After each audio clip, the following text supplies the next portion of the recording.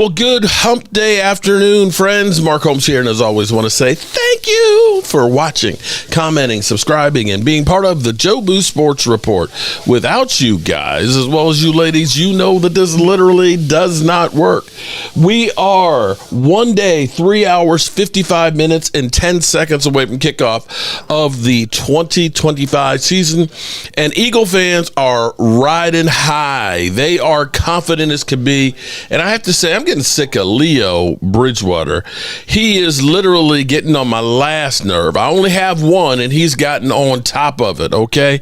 Be that as it may, we do have a game tomorrow, and we'll see what we're going to see. Again, you know, you can say, well, you scared. I'm not scared. I'm a realist, okay? We have an all-new coaching staff. We have a third of the roster is new. We're the third youngest team in the NFL, and we just traded away our best player. So, and we're going to the Super Bowl, defending Super Bowl champions' house for their Super Bowl party. Okay, so, you know, I make no bones about it. If we don't get anything short of a blowout, to me is a bonus and a good thing.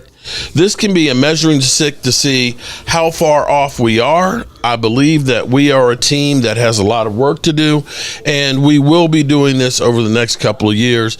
And I am just the sacrificial lamb for the sacrificial lamb for the Eagle fans.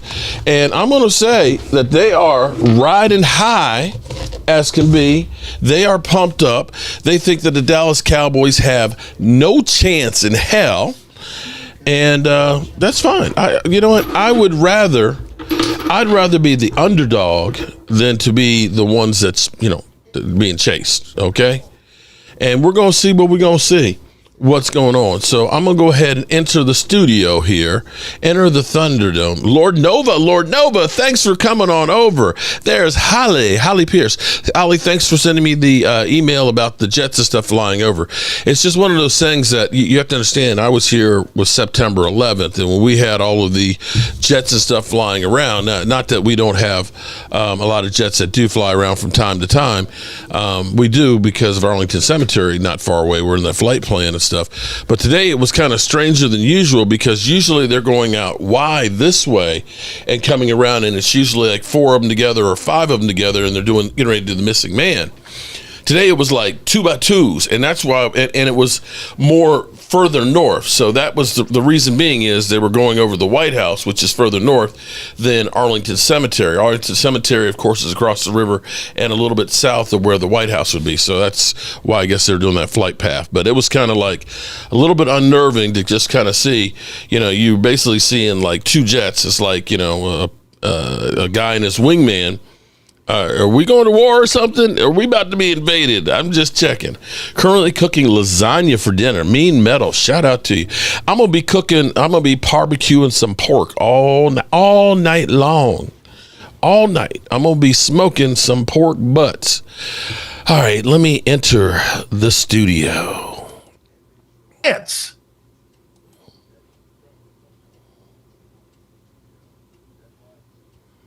okay. What's going on? Okay.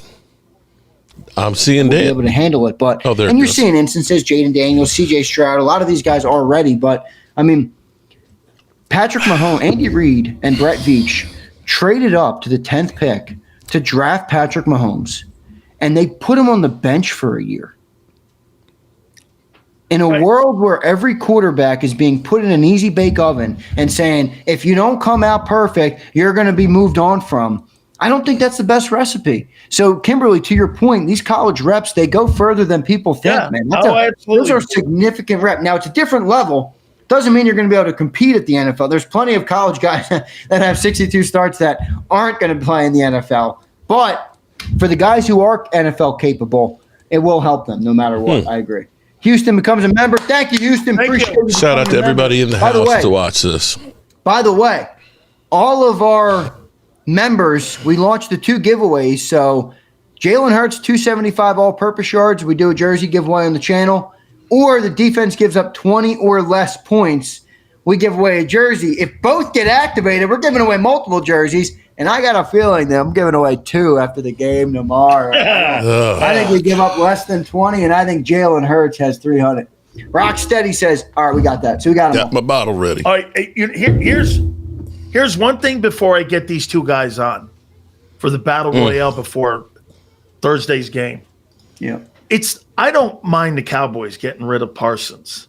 I don't like what they got because you're not getting any advantage. You're not getting any advantage on those picks until April of 26 and April of 27. Mm-hmm. So basically what you did was you traded straight up for Clark and Parsons. That's only for 25. I mean, but I think that's the problem with what Jerry did is that he waved the white flag for this season, right? I mean, you don't – now, granted, we've talked about this. The next 2 drafts coming up are – sensational. This draft coming up in April is probably the best draft. There's some good drafts coming up. So the Cowboys got 4 picks in the first round in the next 2 drafts. That's not a bad thing, but I think they could have got a 3rd first-round pick. I do. I really do. Here's one more time on this draft, on this edge stuff, though. I showed everybody, and maybe to Mark's point here, I showed everybody the top 10 edge rushers in salary. Not one of them have been to a fucking Super Bowl and won it outside of Bosa getting there. I think that position's overhyped and overpaid, dude. Not a bad take by you. The Eagles did not need a premier edge rusher a year ago. No, they didn't. I mean, the Kansas City Chiefs have been to multiple Super Bowls, and they haven't had an edge. Great. I mean, Josh was good, but he wasn't premier.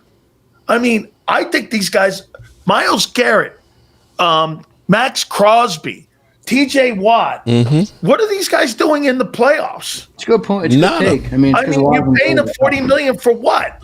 To get bounced to go 9 wins. Sell jerseys. I think, earlier, I don't know if Mark heard me, but I was saying, I get it. You traded away a great player, kind of a franchise icon. From that perspective, it sucks if you're a Dallas fan, but I don't really think that it's – you lost a great player. I don't really think the team got that much worse. I mean, we'll see what happens. I think we beat the shit out of them tomorrow because we're just a better team, but we'll see what ends up happening.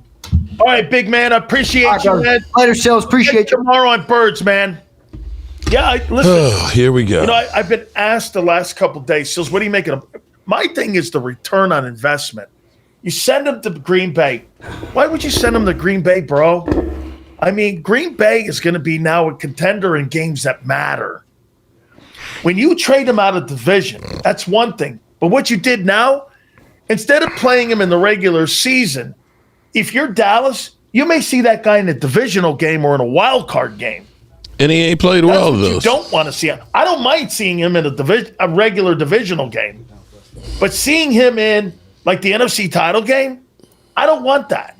That doesn't, I would have made a move in the AFC. Okay. But anyway, so we haven't talked to Mark, and I got to give it to Nostradamus 500. He said he feels they're trading him. Homie came out and said, hey, man, I feel trading. And I'm with Mark. I said this all day. I can't believe it. I cannot believe it. Without further ado, let's bring our man in who's been drunk for about 10 days now. He is our friend, Mark Holmes, the #1 creator of Dallas content, and our dear friend, the legend, Philly.500, the king, and here he is, the #1 prognosticator when it comes to Cowboy content.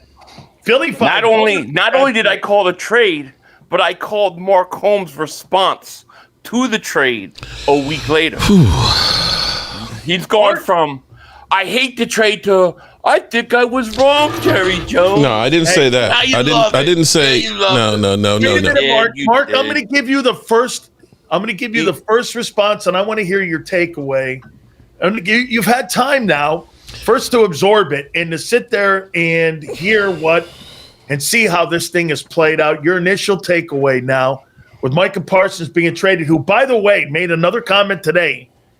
Did not want to leave Dallas at all. Let's hear you, brother. Yeah, he said that, but this whole thing, it's like you're in a relationship, okay? Everything is great when you're together, but as soon as you break up with her, she's going around telling her girlfriend, girl, he never did it. He about this big. That's how it goes.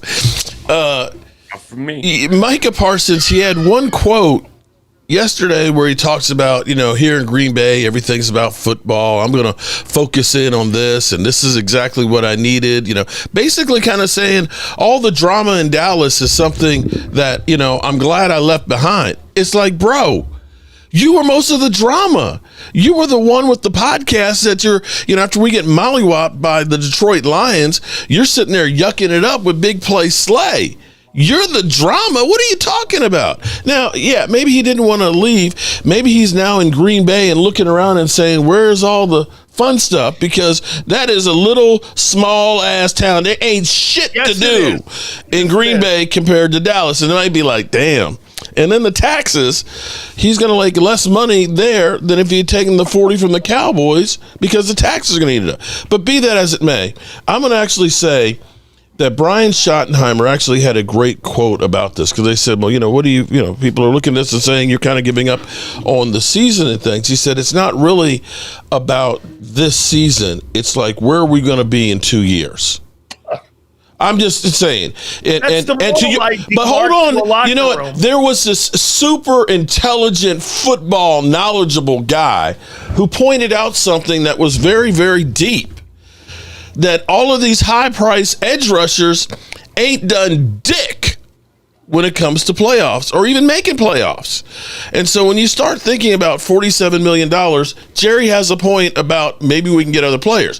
The execution of this is more of the problem. So it's just bad all the way around, between Micah and his situation and being, the guy that he is and rubbing people the wrong way to Jerry Jones waiting forever to sign him. It's just like everybody fucked up. I agree. Philly, your takeaway on Micah Parsons being dealt to Green Bay. Not a surprise. I thought he was going to get traded. When I saw him do the whole thing with the medical bench and lay there during the game, I was like, this is not going good. And, as much as, we were talking about Jerry Jones and Jerry Jones a certain way, he's not going to put up with that. So to me, it made sense that they traded him. I mean, I'm not surprised at all. I actually thought Dallas would have gotten a little bit more for him. Yeah. Execution. I think they could have gotten a little bit more for him. But why didn't they trade him, Philly? Why didn't they trade him draft day? Draft night, yeah, right. They would have gotten way more. But why didn't they say give me Edrin Cooper? We're going to throw him in there too, or somebody like that.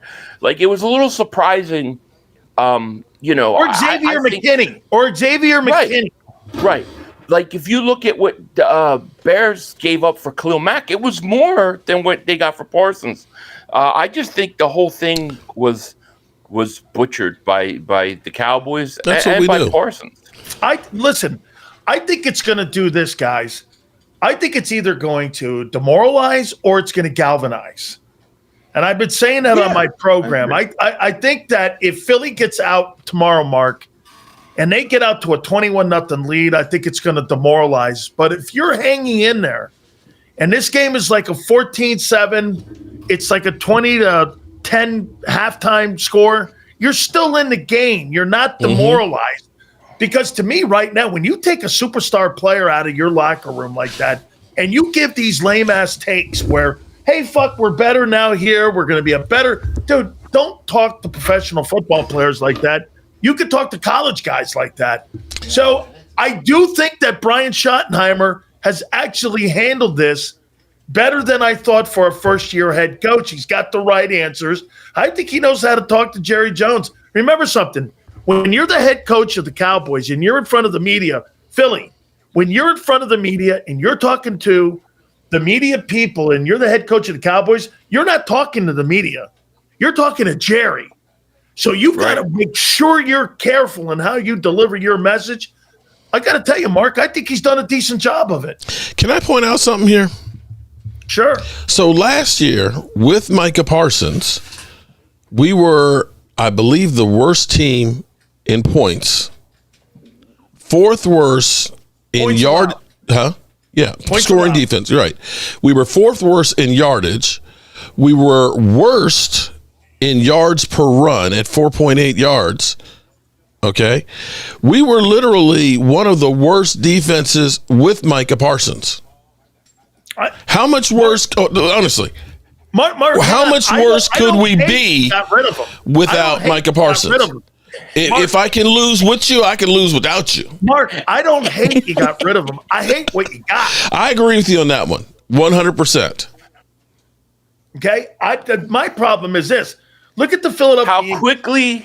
How quickly we change our Here, how about this? Let me show you what. Don't get me wrong, Philly. Don't get me wrong. Would I rather have Micah Parsons on the team and have his ability? Yes. But there's more dynamics to this, and we're getting kind of tad bits left and right too. You did a video after the trade. Of course, I was drunk. But no, not that video. When you started to come around to this thinking, you said you admitted that he is not Lawrence Taylor. Yeah, I did. Did you? He's not. Yeah. He's not. I know. Well, we've been telling him that for how many years? But here's the thing, though. I will still say about this now. Lawrence Taylor was one of a kind. Yes. But he also had a great supporting cast around him. When you start looking at Carl Banks and Harry Carsons and all those guys that were there, that made it was easy for him to be maximized his abilities because he wasn't so. I mean, you had to worry about Lawrence Taylor. The problem with the Cowboys is you got Micah getting triple team and ain't nobody else busting a grape. That's the problem with the Cowboys and had they signed him for $47 million, it would be just a status quo. You're not going to be able to get any better with us spending that kind of money. Top end, wide receiver, edge rusher, quarterback. It's just not enough money to go around. Here's where I've been consistent, and I've been saying this since the Eagles convinced me. Actually, Philly.500, his general manager convinced me. The Philadelphia Eagles don't have elite edge rushers, and they dominated and were number one in the NFL last year. Yeah, but they got elite interior defensive linemen. That's right. The interior line is what sets up that outside. That's the difference right there, Mark. Yeah. I'm going to give you another stat. Look at the last 10 Super Bowls. Ready? You can't name one elite pass rusher that led his team to a Super Bowl. But what I can do is watch this. Jalen Carter, Eagles. Chris Jones, Chiefs. Right? Yeah. Patriots. Vince Wilfork, interior defensive line play. Fletcher Cox, Eagles. All these interior defensive linemen. The problem that you had was missing on Mozzie. That's what affected Micah Parsons being dealt because you couldn't stop the run. Where Philly and his Eagle team got better was that they landed on another Jerome Brown. They landed on Jalen Carter. Yeah. Philly, that's what's changing, kind of changed the direction of your football team is landing on Carter. There's another one of those statistics out there that's kind of interesting too. If you look it up, is top paid wide receivers. Oh, I agree. It's really the elite tight ends. A.J. Brown's the only guy to have won a Super Bowl in the last 10 years that had one of the elite contracts. Cooper Kupp didn't get that contract until after. So that's a true statement, too. I don't believe in signing those guys to big-time contracts. I mean, look at the Chiefs. They go there with Juju Smith-Schuster and Rashid Rice. But they got Kelsey as a tight end. That's the other stat is almost every one of them have great tight ends. Here's something that Philly was fighting me on earlier on the program. I said this to him, and you tell him. Phil, I'll give it to you first, Philly. The stuff tomorrow with Dak in the playoffs has no bearing on anything tomorrow night. No, I mean, he's 38. He's 38-4 in the East, and either does that statistic. Okay. 38-4 has no bearing on tomorrow. Okay, well, wait a minute. So you want both of them? That doesn't have any bearing. But saying, hold on, wait a minute. I'm saying you're telling me the postseason has a bearing on everything he does in his career. That's what you tell me. No, what I say is how we look at him. Okay, how you look at Dak in the totality of best quarterbacks in the league today, you have to look at the playoffs. Going into tomorrow's game, you're right. The playoffs have no bearing on the first game of the regular season. And I'm just saying, either does his record in the NFC for the last 10 years. I'm not holding anything against him in the playoffs tomorrow night. I am not either. Anytime that guy plays an NFC East team that guy's resume does speak to the fact that he has great success to everybody. Yeah, how many consecutive NFC East divisions has he won? How many?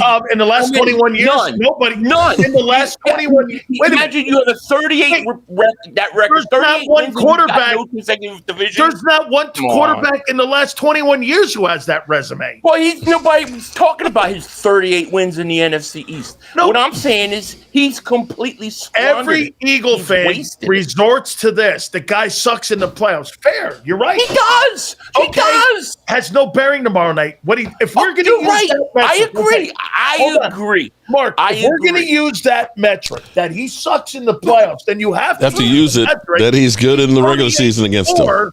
He's 38-4 in the East. But we're not using the metric of the postseason. Who's putting that in there? Every Eagle fan out there. Nobody's saying that. Hey, hold on, Philly. Oh no,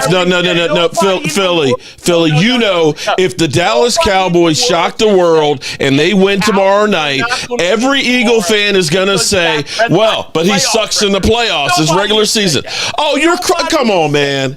Come on. About when you're ranking. Oh, you're full of shit, Philly. Philly. How good a quarterback is you bring that up, Philly, all the time. Oh my God. About tomorrow night. Are you serious? Are you? Come on, Philly. You're a bold-faced liar right now, dude. You bring his playoff. Oh my God. Every day. You are so full of shit every day. Dak Prescott sucks in the playoffs. Listen. What are we discussing with Dak Prescott? I've already listen. Eagle fans. No. Every freaking Eagle fan, I said, what happens if somehow the Cowboys come and win? Well, it's just regular season. Dak Prescott always plays good in regular season, but it's only playoffs that matter. But that has nothing to do with tomorrow night in the game. Nobody has ever said because Dak Prescott loses in the playoffs, he's going oh my God. Nobody has ever made that statement. Nobody. Eagle Nobody. I don't even speak. Do you have amnesia? And they're not saying. Oh my God. Did you fall on your head and have amnesia, bro? Chinese. They're not saying. I can't even speak Spanish. They're not saying it. Oh my God. I can't even speak English. They're not saying it. Nobody's saying it. Eagle fans. Nobody said it. Nobody has ever said that Dak Prescott can't win week 1 because he loses in the playoffs. That's the most they don't call him a choke artist. Like he is a choke artist in big games. What do we say? And he's a pad statter during a regular season. Yeah. Oh, wait, he's 38-8, 38-4. Yeah, and what has he done with that record? Nothing. Again, there it is. The postseason against C-Mark. Titles in a row. C-Mark, it goes. How you win 38 games and never get repeat division winner? How does that even happen? 38-4. Come on. 38. Oh, yeah, but you're talking about. It's actually 33-8. I mean, 20-8. Yeah. 2019. It's only 4 times that the Eagles have won. The Giants have beat them twice, and Washington has got a couple. With tomorrow. Has nothing to do with tomorrow. Just you're like right. The postseason doesn't either. I agree. Okay. So I'm no. But he's trying to do, Marcus, tell me and you that Eagle fans don't call him a choker. A choker. I see. He is a choker. But that doesn't. We're not talking about game 1. We're talking about when we're talking about the totality of court. When Sills goes, I got the quarterback rankings here from CBS. Oh, Dak Prescott is number 8 and Jalen Hurts is number 12. Then we're talking about it. But we're talking about it. But I'm saying that's when we're talking about it. The totality of the quarterback. Okay. Not talking about regular season. Hey, Mark, where do you? Okay, wait, Philly. Where do you? No, I got to do Mark on this one. Where do you think you have the advantage heading into this game tomorrow night? Where do you going against their secondary wide receivers, wide receiver and quarterback? That's really about the only spot that you look at and say we got a chance. I'm sorry, the Eagles team is loaded. Their defensive line is great. My running game, I don't know that Javonte Williams or Miles Sanders is going to make that big of a difference compared to last year. Our offensive line, Tyler Guyton, has practiced all week and is scheduled to actually start playing, but he's missed almost all of training camp. And we got another rookie that's starting on the offensive line. Another question mark. We got Clark, to help us on to stop the run game, but he just literally got here, had a cup of coffee, and now we're going to throw him to the Wolves, against that Eagles offensive line. Diggs is going to be playing, and he's probably about 85% coming back from microfracture surgery. And, we got linebackers that are all basically new. So there's tons and tons of question marks for us going into this game. Absolutely. Here's my question for you, Philly. Are you 1,000% sold on your edge rushers heading in, that you have good enough pressure that you're going to be able to get with those guys on the Dallas Cowboys? I mean, they had a nice stretch run. There's no doubt. I don't know who Jalix Hunt is yet. I've seen really good. I think there's something there. I'm with you. I'm with everyone. I think there's something, and I see what kind of the Eagles are thinking. But, I mean, going into this game again, Nolan Smith, I mean, he's got to show he can play 17 games, and he's got to finally finish a season where he can stay healthy. Do you believe you get enough pressure on Dak, not for him to be able to take advantage a little bit of some of the suspect holes at safety and corner in that secondary of the Eagles? I think eventually they'll get to him. But, I expect this game to be really ugly the first quarter. So I'm expecting a lot of rust. I expect back and forth early on. So I really think you're going to see multiple teams 3-and-outs, punting, feeling each other out kind of long. So I think it's going to take some sort of adjustment. But where I think they're going to have Dallas's number, and I think it's going to open up, is when we talk about the interior pressure. I think the interior pressure is going to be really good tomorrow, and I think it's going to surprise a lot of people because I think Carter's going to be Carter, but I think Jordan Davis is going to step up to the plate and have a big year. So I think that they'll get home. I agree with you. Jalix Hunt looked good, Nolan Smith looked good, and you got to try to let those guys develop. But they got to go do it again. That's true. How about this though? Here, Philly, this is where the Cowboys will equalize and have, I think, a small advantage. Mark, I'll tell you what, Landon Dickerson. So what I don't get is this guy's had 2 surgeries. He's now got a bad back he's heading into. Mm-hmm. Now he was in the walkthroughs. The last 2 days in Philly, they were walkthroughs. So you don't really get a good sense of anything. But if that guy is not healthy enough, you got Tyler Steen and some dude named Brett Toth that you're going to have interior-wise with Cam Jurgens in the middle. Philly, don't you think that gets neutralized? If he's not 100%, he's not heading into the game, you don't have the advantage in the O-line. He's 70%. They're done. Dallas is done.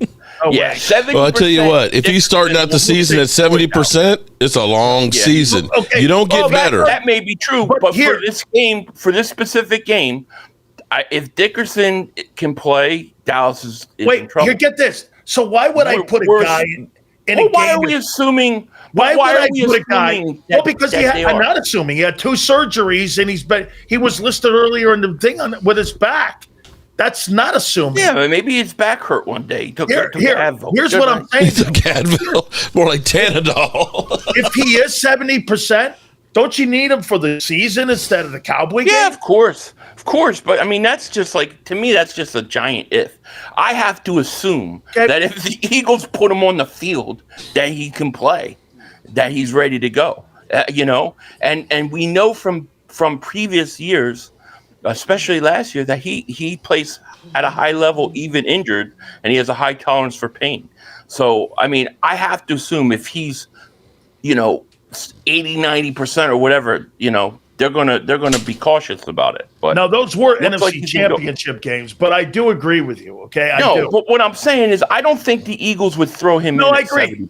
I agree. That's what I'm trying to say. They side on protection. They do. Yeah, I mean, look, it's game 1.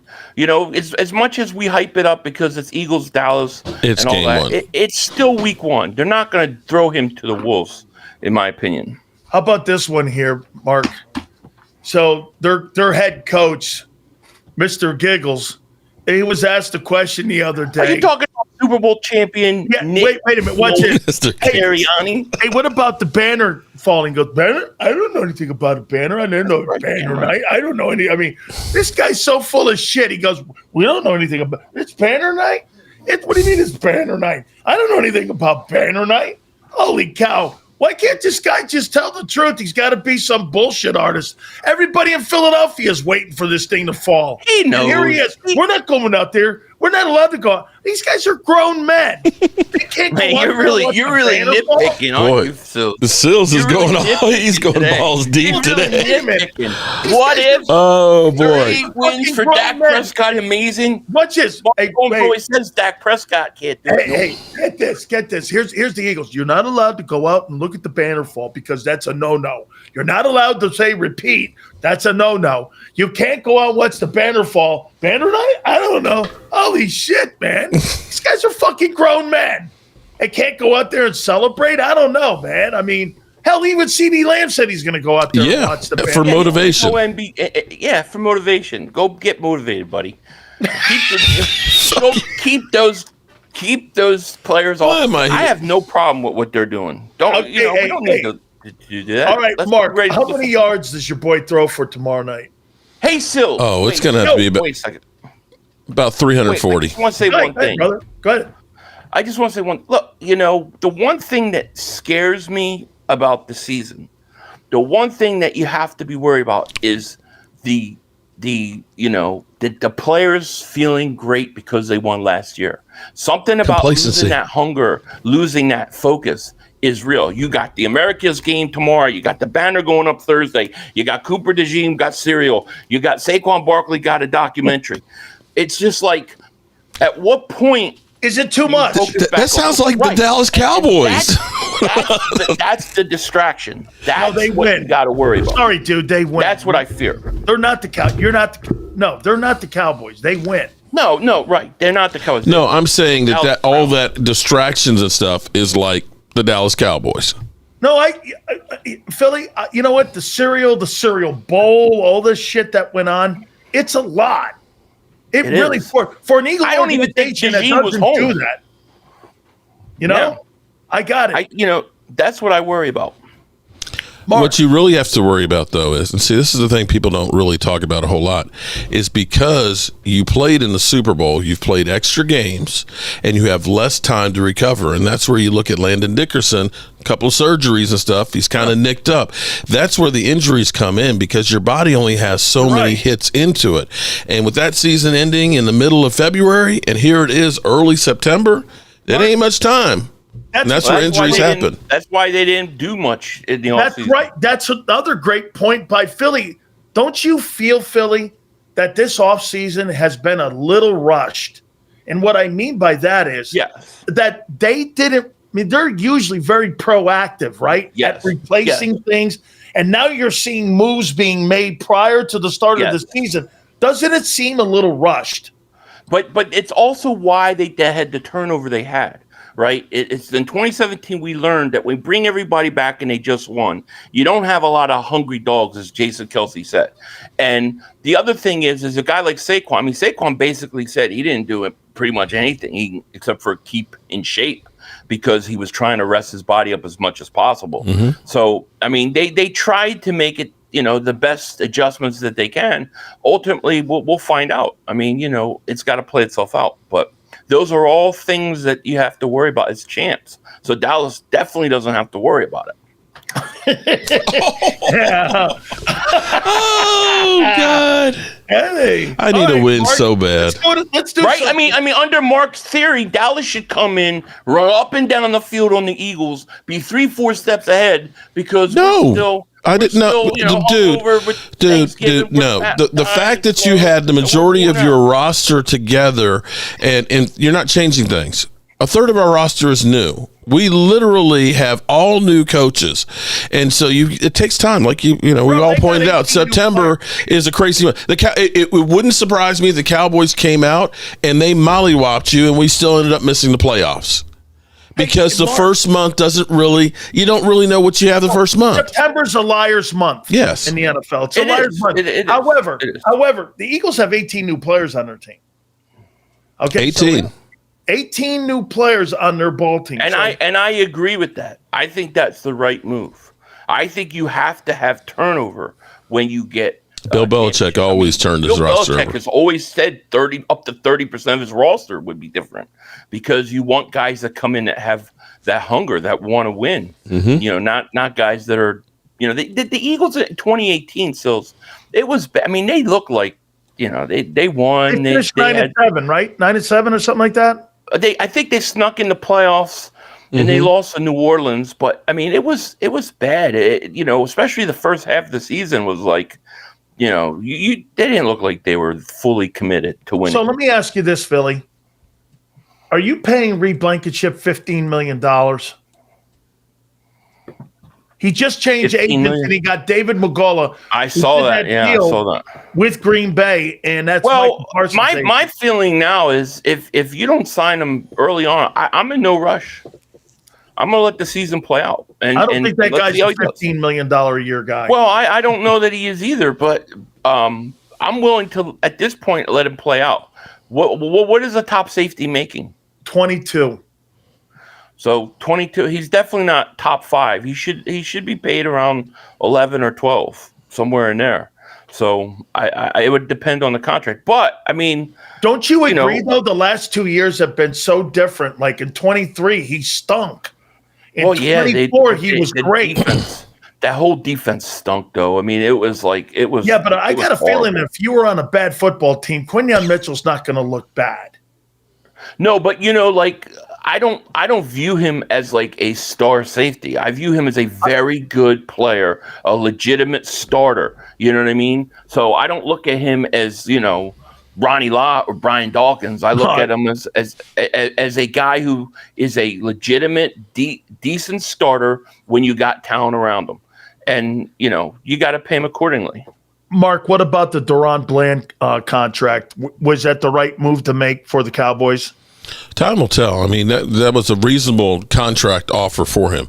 That was one that I might have waited on because he had the great second year, with all of the pick sixes and things. Last year, he didn't play until week 11. So it's kind of like, this is kind of gambling. Which guy do you have? You have a guy who's going to end up being injured, or do you have a guy who's going to be a pick magnet? But the Cowboys kind of needed to make some moves to kind of say, we didn't sign Micah Parsons because we're going to do these things. You can't go through and trade Micah Parsons and then sit there and sit on $40 million. If they get Tyler Smith, and this is where I will say that it is totally different. We've heard rumors that they're working on Tyler Smith. If they lock him down, then you've cut off any of the usual Dallas Cowboys in training camp signing a guy, and you have to say, okay, we're not about drama now. We're actually trying to do something. Absolutely, man. I mean, look. I love Bland. I would have had 4 pick sixes that year too. Right now, I would have had 4 with some of those passes he got. I mean, hey, let me ask you. Luckier than that. Tomorrow night, Dak Prescott goes for what? 340 yards, 3 TDs. 340 yards and 3 TDs? Mm-hmm. 3 TDs. That's his average has been against the in the last in the 2020s, 305 yards, 3 TDs, and I think 8.9 yards per pass, and 72% completion percentage. He's played well against the Eagles. CeeDee Lamb's numbers. CeeDee Lamb, oh shit, 120 yards, 1 TD. All right, hey. Hey, if we can't pass the football and be efficient with it, Dak's going to do tomorrow. No, see, I think you're right though, and I'll tell you why. The problem is going to be this, Mark. Are they going to be quality yards? Or are they going to be garbage yards? You didn't ask me that to begin with, but if we don't come out and punch them in the mouth early, then the game's going to be lost. We have to come out and shock them. Hey, Nostradamus, who picked the trade. 262. 262 yards.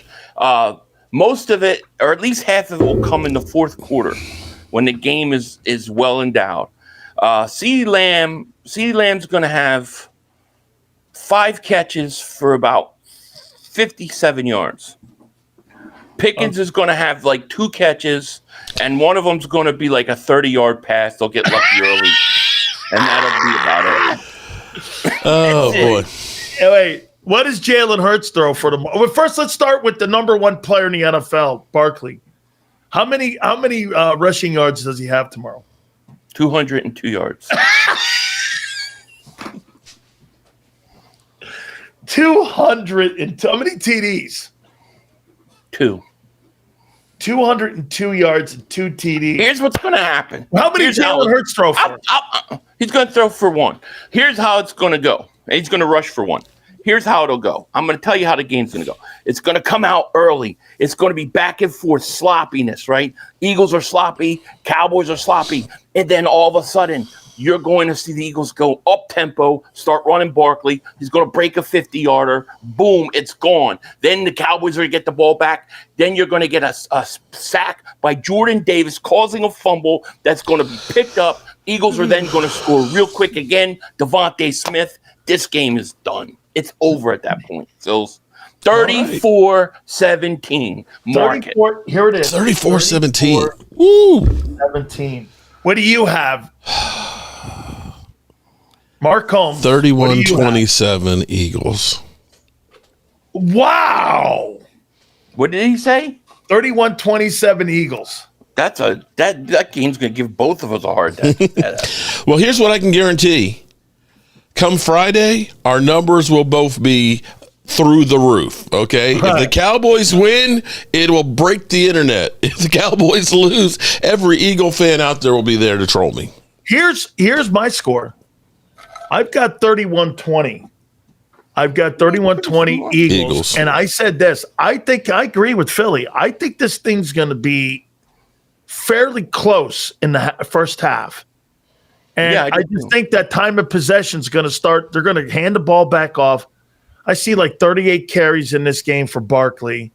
He's going to be doing about 6 yards a carry. I mean, now look, depending on what Clark does in there, can they stop the run? Well, dude, he didn't do a good job against the Philly. How about this? You're going to know this.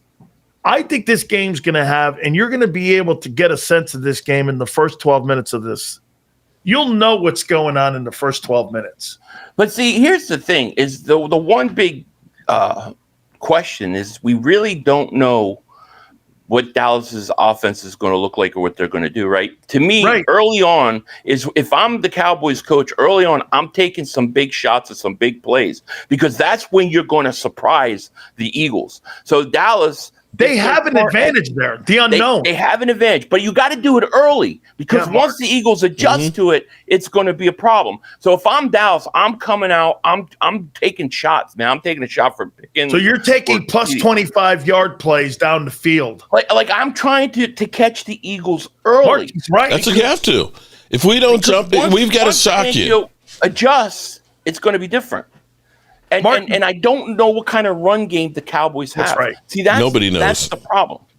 And he, look, Dak has never thrown one ball in football action to Pickens. How much is the chemistry going to hurt them or help them? So it just really depends on those things. I won't. Here's where I'll say that we have a case study like that because we had Amari Cooper come in the middle of the season and they instantly hit and went off for that season because it was literally a couple practices and boom, that turned that season around. I remember the first game with Chip Dip Kelly going to Washington. We didn't know what was going to happen, and they went out there and Washington didn't know what was coming at them. So it really depends. But I think if Dallas has a chance this game, they've got to hit on those big plays early because I think if they don't get at least 3 huge plays, I think they're in trouble because I think once the Eagles. Now, and Patullo is the other question because if he comes out and he wants to show how great of a coordinator he is and he can throw the ball and have all these passing plays and gets away from what brought us to where we were, then we're going to make it a lot harder on us. If we come out there, establish the run, and just wear them out, by the fourth quarter, Barkley's going to break a 40-yarder, 50-yarder. That's right. And that's the end. Hey, that right there, the mentality you have, Philly, it's not about winning the first quarter. It's about winning the game. Right. Mm-hmm. You wear people out by the end of the game with your run game. Now, here's the thing I'll say about Dallas. If Dallas gets 120 yards rushing, that thing, hang on. Well, you know how you get 120 yards rushing? Big plays that he's saying down the field because you get loosened up early. Yeah. And early, and you start getting a run lane with run lanes. Right. And you start creating where you've got the element of doubt. He's right. The only way they're going to get a run game going is what he said. The pass has to set up the run. Early. I feel like if Dallas is going to have a chance, if this is going to be close, Dallas got to go up 10-0 early. But something it could like that. end. You know what? If you make those gambles, you could get 2 pick sixes and they're looking at 14 love down too. When you could, right? I mean, yeah, but I think you can't play scared though. If it's 0-0 in the second quarter and the Eagles are, they start to get going, I think it's a problem for Dallas. I think Dallas, their advantage is early, take advantage of big plays down the field. You and I agree on that. The Cowboys have to come out and shock you. The Eagles' plan should be, we're going to establish the run. And we know we're doing it, but you can't stop us. That's, to me, what they got to do. How about this one here? Last question for both of you here. Is this the last year in Dallas for Dak? No. And here's why I'll tell you why it's not. Because they basically, if you are to believe all the stuff that you've heard, that this went all the way up to Dak as far as turning players off and things, the Cowboys sided with Dak Prescott. You have to look and say Dak Prescott is in the twilight of his career. Micah Parsons is in the prime of his career. Which one of these guys do you bet on? You want to bet on the guy who's the prime of his career. But they ended up letting him go, and we know that Dak Prescott apparently was part of that, looking at him side-eyed. The Cowboys, you have to look at it and say, we put Micah Parsons by Dak Prescott because we want him to learn from him and to become a leader like him. That failed. So they're siding. Dak is 31. If anything, the ultimate best 3 years. Yeah. The best scenario for the Cowboys would be is he stays healthy. He gets about 32, 33 TDs, 10 touchdowns, and does the same thing the next year, because then you've got that draft capital where you can invest to try and get some playmakers and try and make a run. I think what that, to me, says is we've got 2 to 3 years to try and build a Super Bowl team. After that, then you've got to move on from Dak. I think it's his last year. You don't think Jerry? It's still too much. It's still too much of a cap hit. Trying to position himself for Arch Manning. I think I'm not necessarily Arch Manning. I mean, he stunk, by the way, the other day. He needs another year. He needs a whole another year. How about really Miami, though? The kid Carson Beck. That was awesome. I liked Miami. But they're going to go far this year. But, I just think that the only way they keep Dak is if, they're somehow in the NFC Championship game or go really far. I think if they're borderline playoffs, or let's say they don't make the playoffs, I think he's moving on. I think the move with Parsons was the beginning of him retooling. So, it doesn't have to be for Manning. It could be for somebody else. But I do. I think a lot of it is going to depend on how far the Cowboys go this year. Because if you're 2-3 years away, okay, and you got a 32-year-old quarterback, what's the point? What's the point in keeping him? You're going to be 35 years old by the time he's able to go. I mean, I don't think that's going to work. Okay. I'll tell you what. But remember this, guys. Tomorrow, September's a liar's month in the league. Yep. Hey, last year, look at this. Let me give you 2 examples, guys. The New Orleans Saints were 3-0, remember? They were scoring 40 points a game, and the Eagles were 2-2. And everybody was calling for Sirianni's ass. So 2 polar opposite teams, right, Philly? Everyone was like, holy cow, look at what they're doing. They're blowing teams out. They look great. The Eagles were 2-2, and people were screaming. You never know in a game like tomorrow night. I'm with you. I don't believe it either. I think there's too much talent on one side. No, but you're right. You're right. The better teams are most vulnerable the first 4 games. It's true. Mm-hmm. It's true. But see, this is the thing with the Eagles, right? And this is why I don't worry about the coordinator. To me, I look at them and I look at the rest of the teams in the league and I think, man, you know what you do well. You know how to do it. You run the ball. You have the best offensive line in football. You have one of the, if not the best running back, you have the best running back in football. If you don't get away from that, I don't think teams can beat you, because I don't think teams are built to beat a team that plays that style in today's football. So just stick what you do and don't try to be fancy and you'll be fine. I really believe that. Keep it simple. Well, I'll tell you what, everybody, you better make sure you keep an eye on both these guys. One for I I don't know if anybody's got a good shrink. You might want to have that one set up there for me. Mark Holmes. And the other guy, Philly.500, if you want to dance around a little bit after that game, I'm sure both guys will be streaming the game live tomorrow night. Am I correct? Oh, yeah. Streaming the game live and smoking cigars. Yeah, I'll have my Philly meltdown cam, so we'll be simulcasting him, of course. Yeah. Holy It didn't work out too well for you last year, did it? You know, the world is a better place when you have meltdowns. I will say that, Philly.